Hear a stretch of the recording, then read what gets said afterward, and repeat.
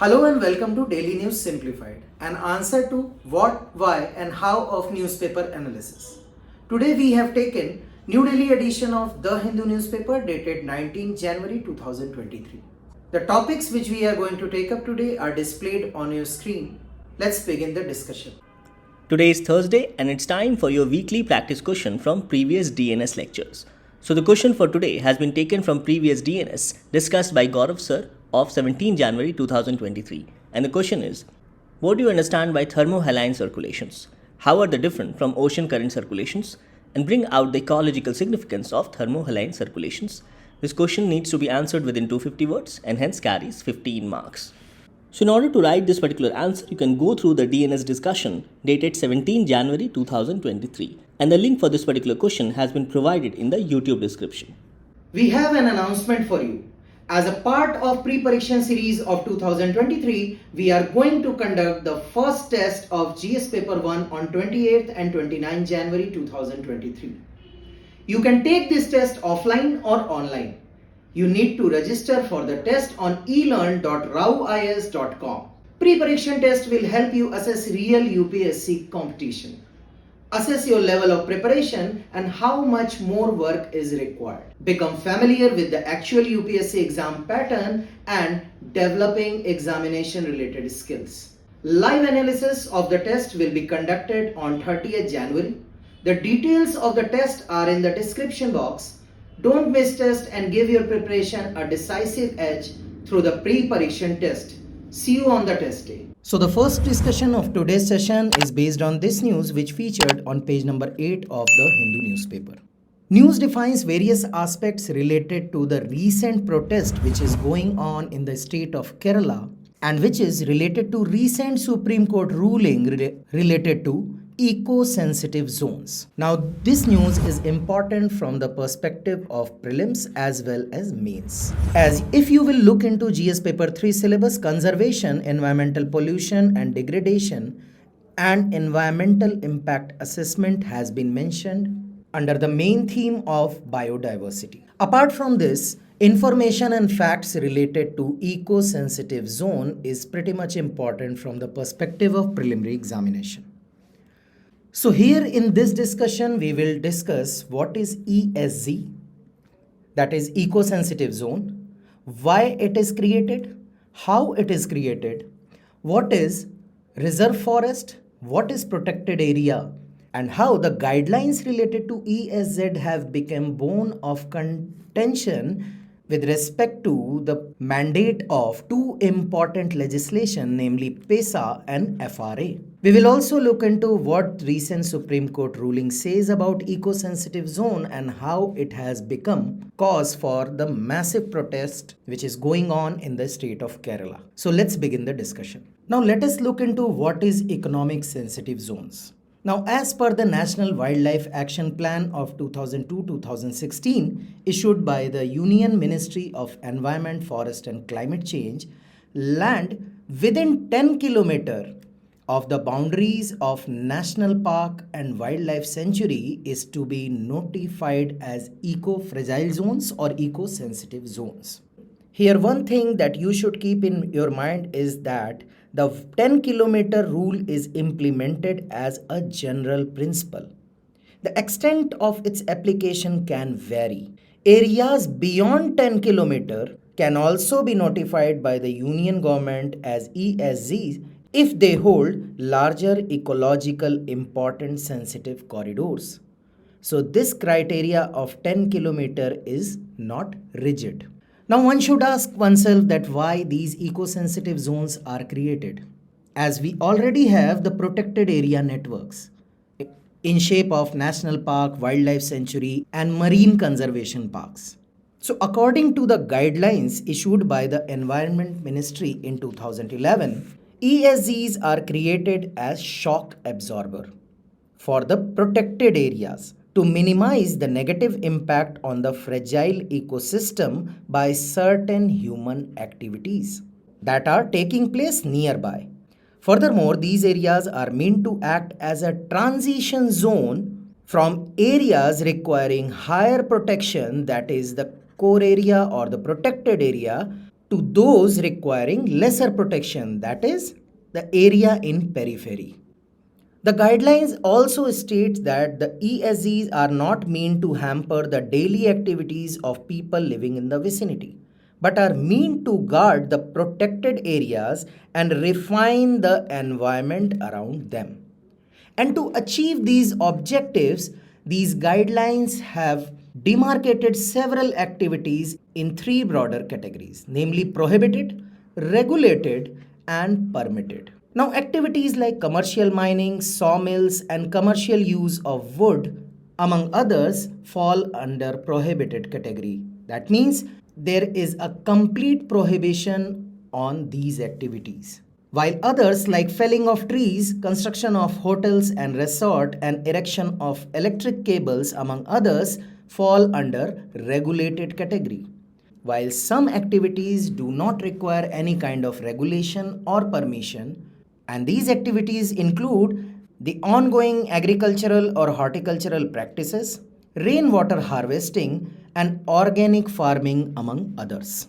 Now, having seen the basic information related to eco-sensitive zones, let us look what is the procedure that is adopted for creation of eco-sensitive zone. Now, again, the MOEFCC, that is Ministry of Environment guidelines for ESZ, state that forest rangers will make an inventory of land use and wildlife corridors within 10 km of each protected areas. Now, this inventory will be transferred to a committee, and this committee includes wildlife warden, an ecologist, and an official from the local government. Now, this committee will determine the extent of each ESZ, the nature of environmental concerns to be addressed, and ways to address them. So, this committee is pretty much crucial at the initial stage of declaration of eco-sensitive zones, as they define boundary, they define threats, they also define what are the ways to address these threats. Now, at next step, the chief wildlife warden will enlist the activities that has to be keep under the prohibited, regulated, and permitted category. After this process, the state government would submit this list along with geographical description of the area and the biodiversity values, the rights and entitlement of the local communities, their economic potential and implications for their livelihood as a proposal to the Ministry of Environment and Forest for notification. Now, if the ministry notifies the said proposal, the state government again is required to draft a zonal master plan for each ESZ in consultation with number of departments. Additionally, to monitor compliance with the various provisions of each notification, the state had to set up a monitoring committee for each ESZ. Now, this monitoring committee is required to report the actions taken to the chief wildlife warden every year. So, having seen the information related to eco-sensitive zones, let us briefly look into what is protected areas and reserve forest. Now, according to this article, protected areas cover around 5.26% of India's land area, as 108 national parks and 564 wildlife sanctuaries. They are notified under Wildlife Protection Act of 1972. The protected areas do away with even those activities permitted in reserve forests, where the rights of forest-dependent communities, those residing on or accessing forest land, are extinguished unless specifically allowed. Now you know what is ESZ, how protected areas have more stringent provisions than those of reserve forests. Now let us see how guidelines mentioned in eco-sensitive zones have an overlapping effect with the provisions of two other important legislations. And the issue is majorly related to these two legislation. First is Traditional Forest Dwellers Recognition of Forest Rights Act 2006, that is FRA, and provisions of the Panchayat Extension to Scheduled Areas Act, that is PESA 1996. Now, according to this act, the Gram Sabhas have took over the power to determine rights through open democratic process from government official. These Gram Sabhas are now the statutory authorities empowered to conserve, protect and manage forests, wildlife and biodiversity lying within the traditional village boundaries. These areas under Gram Sabhas are to be a new category of forest called community forest resources. Now, Gram Sabhas have to integrate their CFR conservation and management plan into the working plan of the forest department with the required modification. Now, significantly, parts of ESEs in 10 states, namely Andhra Pradesh, Chhattisgarh, Gujarat, Himachal Pradesh, Jharkhand, Madhya Pradesh, Maharashtra, Odisha, Rajasthan, and Telangana, fall within the scheduled areas notified under the 5th schedule of the Constitution. Such scheduled areas cover over 11% of the country's land area and are thickly forested and mountainous. They are populated by scheduled tribe groups and are notified by the President under Article 244, where the provisions of the PESA Act apply. Now again, the PESA recognizes habitation level Gram Sabha to be competent to safeguard and preserve community resources on forest and revenue lands in scheduled areas. So both these acts entrust Gram Sabha as the main authority to deal with the issues related to conservation, protection and management of forests and wildlife. However, the ministry has shown no inclination to amend the Indian Forest Act of 1927, the Wildlife Protection Act of 1972 or Environment Protection Act of 1986, under which the eco-sensitive zones are notified to comply with either the PESA Act or the FRA Act. In fact, in the forest conservation rules, recognition of forest rights and the Gram Sabha's consent were precondition for considering proposals to divert forest land for non-forestry purposes, until ministry did away with them in 2022. The ministry has also overlooked demand of the National Commission of Scheduled Tribes to restore the erstwhile FRA compliance procedures. Unfortunately, the institutional mechanism and procedures prescribed in the guidelines and the ESE notification disregarded many legal facts and statutory requirements. They set aside the habitation level Gram Sabhas in scheduled area and CFR forests and the Panchayat Raj institution entrusted with soil conservation, water management, social forestry, etc.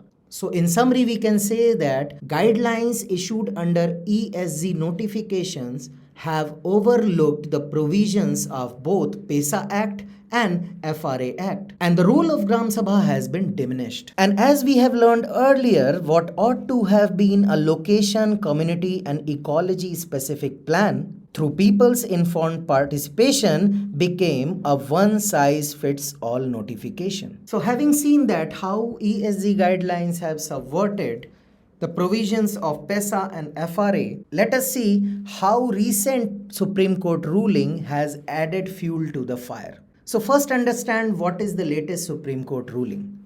Supreme Court directed all states to have a mandatory 1 kilometer ESZ from the demarcated boundaries. So what should have been a location specific plan, Supreme Court is asking it to make mandatory. The court also allowed states to increase or decrease the minimum width of the ESZs. Secondly, the court vested the powers to ensure compliance with the guidelines with the Principal Chief Conservator of Forest and Home Secretary of the state or UT.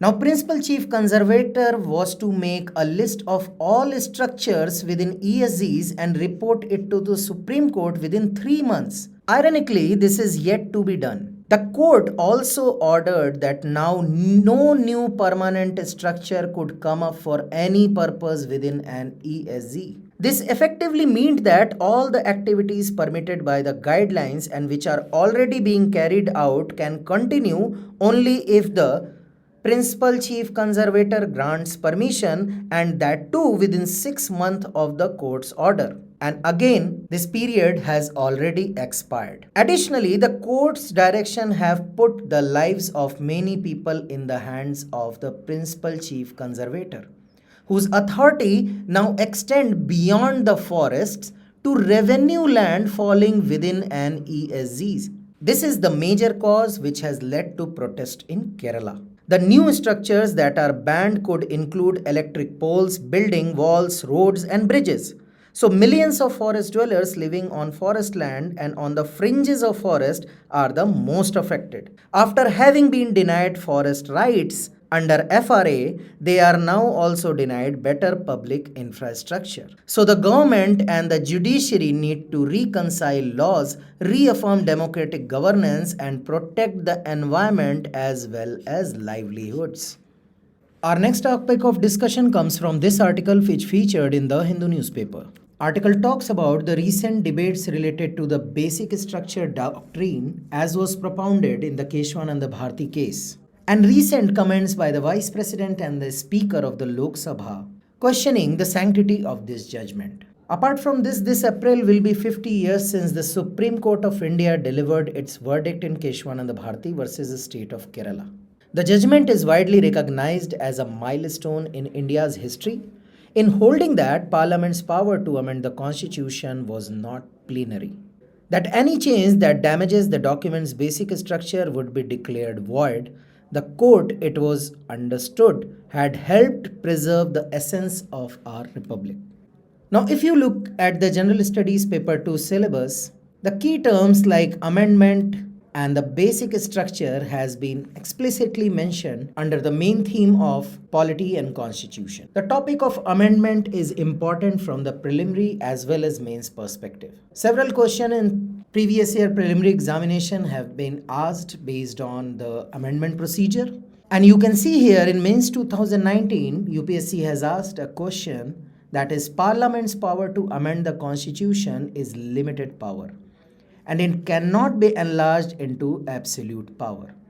In the light of this statement, explain whether Parliament under Article 368 of the Constitution can destroy the basic structure of the Constitution by expanding its amending power. So in order to understand the basic structure concept, we will have to move sequentially from understanding the amendment procedure, the genesis of the doctrine through various Supreme Court judgments, the current ambit of the term, along with the merits and demerits, or you may say the arguments in favor of basic structure doctrine and the arguments which are in oppose of this doctrine.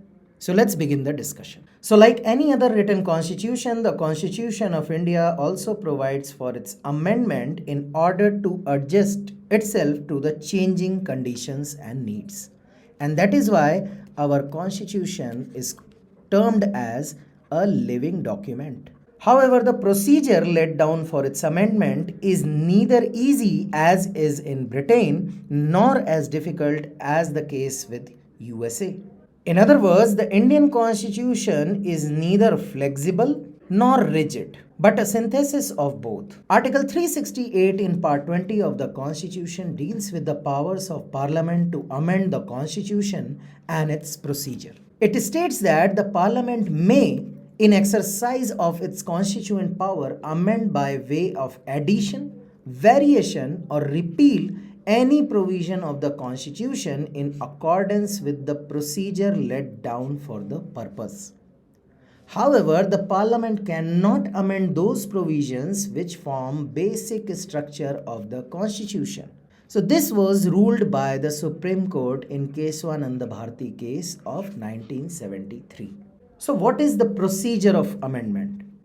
To understand the procedure of amendment, let us have a look at the text of the Constitution itself. The procedure of amendment is laid down in the Article 368 of the Constitution.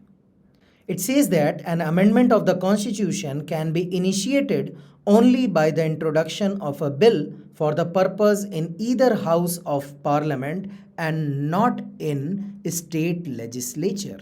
The bill can be introduced either by a minister or by a private member and does not require prior permission of president. It says that the bill must be passed in each house by special majority. That is, majority of the total membership of the house and majority of 2/3 of the member of the house present and voting. It says that each house must pass bills separately. In case of a disagreement between the two houses, there is no provision for holding joint sitting of the two houses for the purpose of deliberation and passage of the bill. If the bill seeks to amend the federal provisions of the Constitution, it must also be ratified by the legislature of half of the states by a simple majority. That is, a majority of the members of the House present and voting. After duly passed by both the Houses of Parliament and ratified by the state legislature where necessary,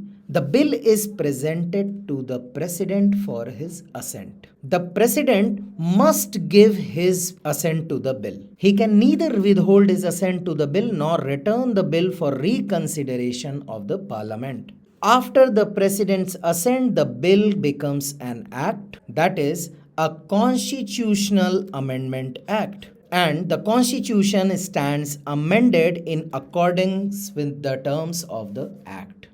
Now let us look into the emergence of the doctrine of basic structure.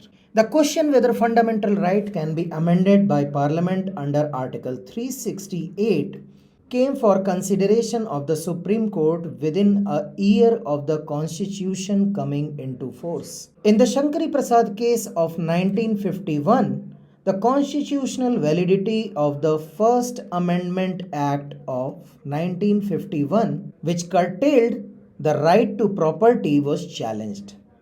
The Supreme Court ruled that power of the Parliament to amend the Constitution under Article 368 also includes the power to amend fundamental right. The word law in Article 13 includes only ordinary laws and not the constitutional amendment acts. Therefore, the Parliament can abridge or take away any of the fundamental right by enacting a constitutional amendment act, and such a law will not be void under Article 13. But in Golaknath case of 1967, the Supreme Court reversed its earlier stand. In that case, the constitutional validity of the 17th Amendment Act of 1964, which inserted certain state acts in the 9th schedule, was challenged. The Supreme Court ruled that the fundamental rights are given a transcendental and immutable position, and hence the Parliament cannot abridge or take away any of these rights. A Constitutional Amendment Act is also a law within the meaning of Article 13 and hence would be void for violating any of the fundamental right. Now the Parliament reacted to the Supreme Court's judgment in Golaknath case 1967 by enacting the 24th Amendment Act of 1971. This act amended Article 13 as well as Article 368. However, in Keshavananda Bharati case of 1973, the Supreme Court overruled its judgment in the Golaknath case. It upheld the validity of the 24th Constitutional Amendment Act and stated that Parliament is empowered to abridge or take away any of the fundamental rights. At the same time, it laid down a new doctrine of basic structure of the Constitution. It ruled that the constituent power of Parliament under Article 368 does not enable it to alter the basic structure of the Constitution. This means that Parliament cannot abridge or take away a fundamental right that forms part of the basic structure of the Constitution. Moving forward, the doctrine of basic structure of the Constitution was reaffirmed and applied by the Supreme Court in the Indira Nehru Gandhi case of 1975. In this case, the Supreme Court invalidated a provision of the 39th Constitutional Amendment Act of 1975, which kept the election disputes involving Prime Minister and the Speaker of Lok Sabha outside the jurisdiction of all courts. So basically, it was curtailing the scope of judicial review. The court said that this provision was beyond the amending power of Parliament as it affected the basic structure of the Constitution. Now again, the Parliament reacted to this judicially innovated doctrine of basic structure by enacting 42nd Amendment Act of 1976. This act amended Article 368 and declared that there is no limitation on the constituent power of Parliament and no amendment can be questioned in any court on any ground, including that the contravention of any fundamental right. Now, Supreme Court in the Minerva Mill case of 1980 invalidated this provision as it excluded judicial review, which is a basic feature of the Constitution. Applying the doctrine of basic structure with respect to Article 368, the court held that since the Constitution had conferred a limited amending power on the Parliament, the Parliament cannot, under the exercise of that limited power, enlarge the very power into an absolute power. Indeed, a limited amending power is one of the basic features of the Constitution and therefore the limitation on that power cannot be destroyed. In other words, Parliament cannot under Article 368 expand its amending power so as to acquire for itself the right to repeal or abrogate the Constitution or to destroy the basic feature. The donee of a limited power cannot, by the exercise of that power, convert the limited power into an unlimited one. So, having heard the term basic structure, let us understand what constitutes basic structure. So, as we know that the term basic structure is a judicial innovation. So, the Constitution does not provide its definition. So, the present position is that the Parliament under Article 368 cannot amend any part of the Constitution, including the fundamental rights, but without affecting the basic structure of the Constitution. However, the Supreme Court is yet to define or clarify as to what constitutes the basic structure of the Constitution. From the various judgments, the following have emerged as basic features of the Constitution or elements of the basic structure of the Constitution. Some of them are listed below. First is supremacy of the Constitution. Second is sovereign, democratic and republican nature of the Indian polity. Third is secular character of the Constitution. Fourth is separation of powers between legislature, the executive and the judiciary. Fifth is federal character of the Constitution. Sixth is unity and integrity of the nation. Seventh is welfare state, that is socio-economic justice. Eighth is judicial review. Ninth is freedom and dignity of the individual. 10th is parliamentary system of government, rule of law. 11th is harmony and balance between fundamental right and directive principles of state policy. Principle of equality, free and fair election and independence of judiciary are some other constituents of the basic structure. Now there are proponents who are in favor of doctrine of basic structure and some are against it. So let us look at the criticism to the doctrine of basic structure. First of all, you all know that doctrine of basic structure was propounded in the Keshwananda Bharti case, which was a 13-judge bench. Now the verdict was given on a very thin margin, that is 7 were in favor of it while 6 were against it. So argument against the concept of basic structure lies that such a watershed moment in the history of judiciary should have garnered a larger support in its favor, not a thin margin like it had received. Second is judiciary is overlooking the letters of the Constitution and inventing its soul. Its metaphysical approach, basic structure, disturbs the separation of power and establishes judicial sovereignty. Judiciary is least representative and most elitist, least accountable, and hence assuming the role of super legislature is unsuitable for democracy.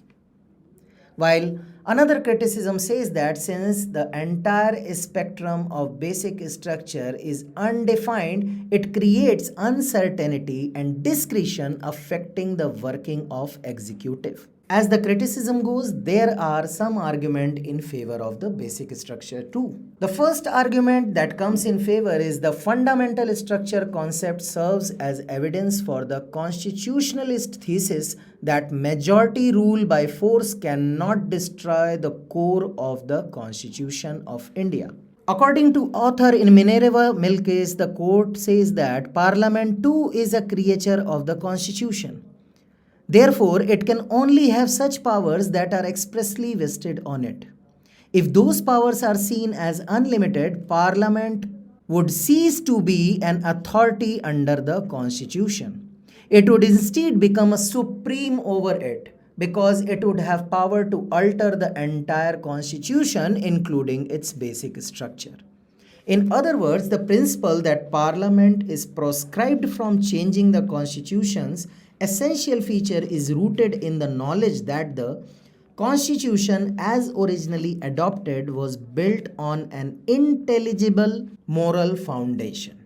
Because it serves as a check on constituent power. The fundamental concept preserved Indian democracy, otherwise unchecked, parliamentary power may have turned India into a totalitarian state. Argument in favor also include that retaining the fundamental principle of our constitution, which our founding fathers so painstakingly crafted, is beneficial. It also says that it gave citizens fundamental right that no state organ can alter by restricting the legislative branch's ability to amend laws. Last but not the least, being dynamic in nature, it is more progressive and open to changes in time, unlike the rigid nature of earlier judgments. Next topic of discussion is based on this news which featured in the Hindu newspaper, page number 12. News talks about the ASER report which flags the widening learning gaps among Indian children. Now, if you will look into the General Studies Paper 2 syllabus, the topic of education and human resources has been mentioned under the broader topic of social justice. Now, the annual status of education report, that is ASER, is a household survey conducted across 616 rural districts covering 6.9 lakh children in the age group of 3 to 16. It records their schooling status and assesses their basic reading and arithmetic skills. The report is being brought out after 4 years and records the impact of school closures in 2020 and 2021 due to COVID pandemic, as well as the return to school of children in 2022. It is released by Pratham, which is a NGO, that is non-governmental organization. Now from 2005 to 2014 and then every alternate year till 2018, COVID-19 brought this alternate year cycle to a halt. And the large-scale field survey was replaced by phone-based surveys in 2020 and 2021. Now, ASER 2022 marks the resumption of nationwide field operations for the first time since the pandemic. Now, some broader facts related to this report or the basic understanding about the ASER report, for example, who conducts this survey, can be a theme to your preliminary questions. However, from mains perspective, you can use the data that have been highlighted by this report to substantiate your argument in GS papers as well as in essay paper. So let's begin the discussion. Now first we will look into what are the positive outcomes. Now it shows that government schools saw a sharp rise in enrollment for the first time in 16 years. It shows that despite school closures during the pandemic, the overall enrollment figures, which have been above 95% for the past 15 years for the 6 to 14 age group, increased from 97.2% to 98.4% in 2022. Now, these figures are not that much important from exam perspective, but do remember that there is a sharp rise in enrollment for the first time in 16 years. You can quote these facts and data while writing the way forward or the conclusion, which you are supposed to write on a positive note. In essay also, when to highlight the positives of government steps or to show something in a positive light in your conclusion, you can use these facts that ASER reports highlight that there is sharp rise in enrollment for the first time. Now, second highlight is the government schools have seen a sharp increase in children enrolled from 65.6% to 72.9% in 2022. Reversing another trend of steady decline in student enrollment seen since 2006 when it was at 73.4%. Now, this report only highlights the fact and figure. The analysis part is yet to come. However, the good performance of government schools is a matter of interest. It can be due to several reasons. For example, one may think that government schools have improved on their quality and thus parents have a greater faith on them. On the flip side, one can assume that the income have gone down and so more and more parents are enrolling their children to government schools. So you can use these data and facts and arguments alternatively to substantiate your answer. Now let us look into the negative outcomes. Report says the children's basic literacy level have taken a big hit, with their reading ability compared with numeracy skill worsening much more sharply and dropping to pre-2012 levels. In simpler terms, students are performing better in numeracy skill. However, they have shown decline in their reading ability. Now let us see some facts related to reading ability. Now, the percentage of children in class 3 in government or private school who were able to read at the level of class 2 dropped from 27.3 in 2018 to 20.5% in 2022. This decline is visible in every state and for children in both government as well as private schools. The states showing a decline of more than 10 percentage points from the 2018 level include those that had higher reading levels in 2018, such as Kerala, Himachal Pradesh, and Haryana. Large drops are also visible in Andhra Pradesh and Telangana.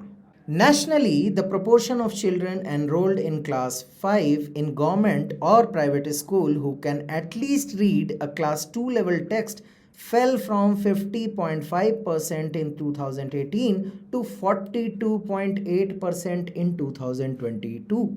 You can use these facts to reflect upon the ill effects of COVID on education sector or the learning ability of children due to closure of schools and prevalence of online education. Similarly, the drops in basic reading ability are smaller for class 8 students, where 69.6% of children enrolled in government or private schools who could read at least basic text in 2022, falling from 73% in 2018. Nationally, the proportion of children who can do division has increased slightly. Now, again, a positive point to quote in your answer or your write-up. From 44.1% in 2018 to 44.7% in 2022.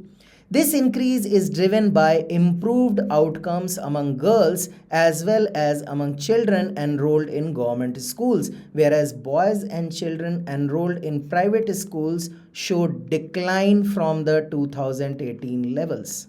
Now, another fact related to why learning gaps are sharper provides an interesting insight. While families withdrew students from private schools to save money on fees, they invested in private tuitions, which increased as the proportion of such a student rose from 26.4% in 2018 to 30.5% in 2022 in private and government schools.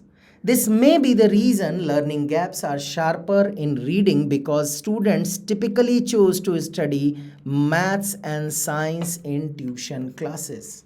That's all for today's discussion. Stay tuned for more such updates.